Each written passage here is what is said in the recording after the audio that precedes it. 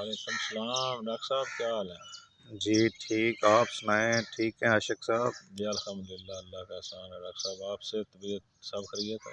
ہاں جی بالکل ٹھیک.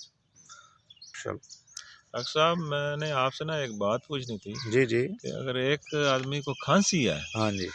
تو کیا اس کو ڈاکٹر صاحب کے پاس جانا ضروری ہے، یا وہ خود ہی کسی میڈیکل سٹور سے کھانسی والا شربت لے کر پی لے اور اس کو آرام آ سکتا ہے، یا آپ کو یا کسی اور ڈاکٹر صاحب کو دکھانا ضروری ہے؟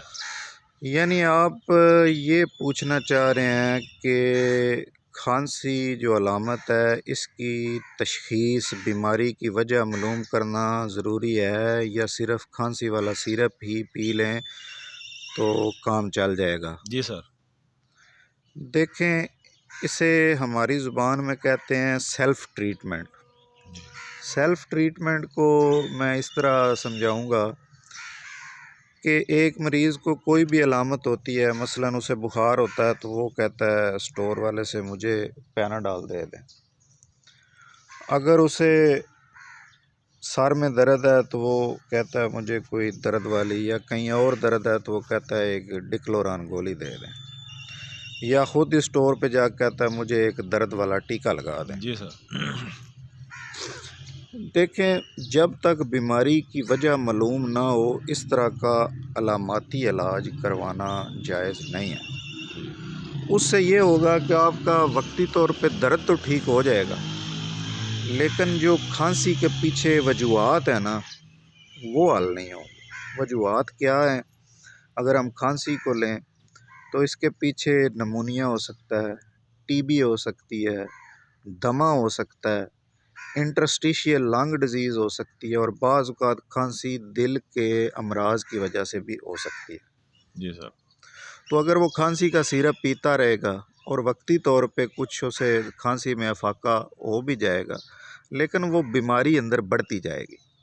ٹھیک ہے ڈاکٹر صاحب، آپ کا مطلب ہے کہ ڈاکٹر صاحب کو دکھانا بہت ہی ضروری ہے؟ بالکل، تشخیص ضروری ہے، علاماتی علاج کرنا ضروری نہیں ہے. بیماری کی اصل جڑ اور وجہ جب تک آپ معلوم نہیں کریں گے اور اس کا علاج نہیں کریں گے تو یہ کوئی بھی علامت اس طرح سے ٹھیک نہیں ہوگی. اب کچھ دن پہلے میرے پاس ایک پیشنٹ آئی، اسے کھانسی کا مسئلہ تھا، تقریباً 6-7 مہینے سے اسے کھانسی تھی.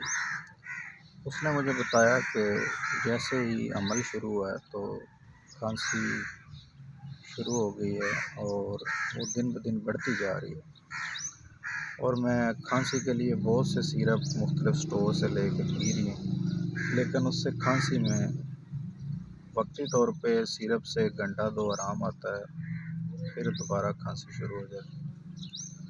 تو ایک ایسی بیماری ہوتی ہے مائٹرل سٹینوسس، جس میں حمل کے دوران جو ہے نا اس کی علامات بڑھ جاتی ہیں. میں نے اس کا دل کا الٹرا ساؤنڈ یعنی ایکو کارڈیوگرافی کی تو واقعی اس کا دل کا ایک ویلو جو ہے وہ تنگ تھا. تو اصل وجہ جو ہے اس کو کسی نے بھی نہیں دیکھا، اور اس کی جو ہے وہ کھانسی بڑھتی گئی ہے. میں نے اس کو اس دل کی جو بیماری ہے اس کا علاج شروع کیا ہے، اور اب وہ اس کی کھانسی کافی بہتر ہے. اسی طرح بعض اوقات جو ہے وہ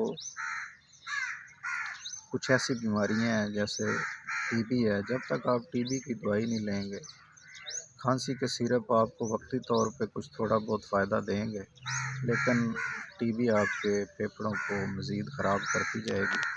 سانس بھی خراب ہوگا، اس سے بلغم آئے گی، بلغم کے ساتھ خون بھی آئے گا، وزن بھی کم ہوتا جائے گا، اور آپ کا جسم لاغر ہو جائے گا. تو اس لیے ہمیشہ علامات کے پیچھے جو علامات جو ہیں بیسیکلی اللہ تعالیٰ نے ایک الارم رکھا ہوا ہے کہ جسم کے اندر کوئی بھی بیماری آتی ہے تو وہ علامات کے ذریعے ظاہر ہوتی ہیں، اور پھر اس کی ہم تشخیص کرتے ہیں. اس کے پیچھے جو اصل جڑ ہے، جو اصل بیماری ہے، اس کو ہم ڈھونڈتے ہیں، تلاش کرتے ہیں، اور پھر اس کا ہم علاج کرتے ہیں. اب کھانسی کی ایک اور مین وجہ جو ہے بہت اہم ہے وہ جاننا، وہ سگریٹ حقہ پینے والے افراد جو ہیں ان میں کھانسی ہوتی ہے، جس کو ہم COPD بیماری کہتے ہیں، COPD۔ اب یہ میرے والد صاحب ہیں، ان کی یہ رپورٹ میں شیئر کر رہا ہوں۔ کچھ عرصہ پہلے ان کو کھانسی ہوئی، تو میں نے پتہ تھا مجھے کہ یہ کھانسی بلغم ریشہ ہے، بخار ہے، نمونیا ہے یعنی کہ، تو پہلے ہم نے زیتھرومائسین اینٹی بائیوٹک ان کو دی، لیکن ان کی علامات میں 5-7 دن بعد کوئی فرق نہیں پڑا۔ اب والد صاحب میں ظاہر ہے پریشانی ہوتی ہے، تو میں نے صرف نمونیا ڈائگنوزز تشخیص تک خود کو محدود نہیں رکھا، بلکہ میں نے یہ سوچا کہ نمونیا کی اصل جڑ تک جانا چاہیے۔ ناظرین، نمونیا جو ہے وہ بہت سارے وائرس اور بیکٹیریا کرتے ہیں، کسی بھی وائرس اور بیکٹیریا سے نمونیا ہو جاتا ہے۔ تو میں نے سوچا کہ اب کون سا وائرس یا بیکٹیریا ہے جو نمونیا کر رہا ہے، اور وہ ایک اینٹی بائیوٹک سے بھی ٹھیک نہیں ہو رہا۔ تو میں نے سوچا کہ ان کا جو ہے بلغم کا میں ٹیسٹ کرواتا ہوں، اور بلغم میں دیکھتا ہوں کہ کون سا بیکٹیریا ہے۔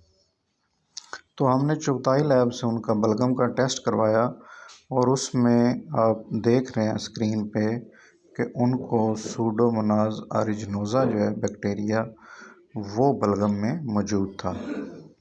یہ آپ اسکرین پہ اس کا رزلٹ دیکھ سکتے ہیں۔ تو اس طرح میں جو ہے وہ ایگزیکٹ اس تشخیص تک پہنچا کہ وہ کون سا بیکٹیریا ہے جس نے نمونیا کیا ہے۔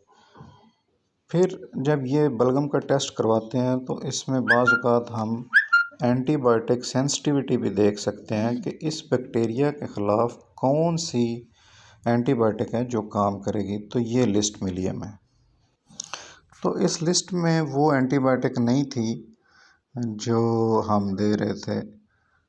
تو بعض اوقات ہمیں اینٹی بائیوٹک سلیکشن کے لیے کلچر اینڈ سینسٹیوٹی ٹیسٹ کروانا پڑتا ہے۔ اب ہر بندے کو ہم یہ ایڈوائز نہیں کرتے،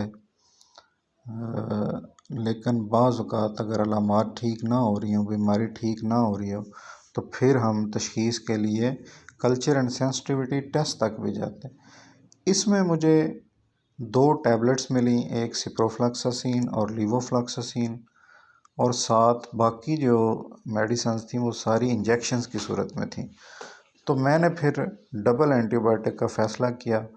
اس میں ہم نے سیفیپائم انجیکشن اس کا انتخاب کیا کہ وہ 2 گرام جو ہے وہ صبح و شام لگے گا وین کے اندر، اور ساتھ ہم نے لیووفلاکساسین ٹیبلٹ کا انتخاب کیا، کیونکہ وہ ساتھ پلمونال سیرپ بھی پی رہے تھے، تو اس میں ہوتا ہے امائنوفیلین، تھیوفیلین وغیرہ جو ہیں وہ سپروفلاکساسین کے ساتھ انٹریکشن کرتے ہیں، اس لیے ہم نے جو ہے وہ سپروفلاکساسین کے بجائے لیووفلاکساسین کو چوز کیا، اس کا انتخاب کیا، تاکہ سپروفلاکساسین کا جو انٹریکشن ہے امائنوفلین کے ساتھ، کیونکہ سپروفلاکساسین لینے سے امائنوفلین کا بلڈ لیول انکریز ہو جاتا ہے، تو اس سے ٹاکسیسٹی کا چانس ہوتا ہے۔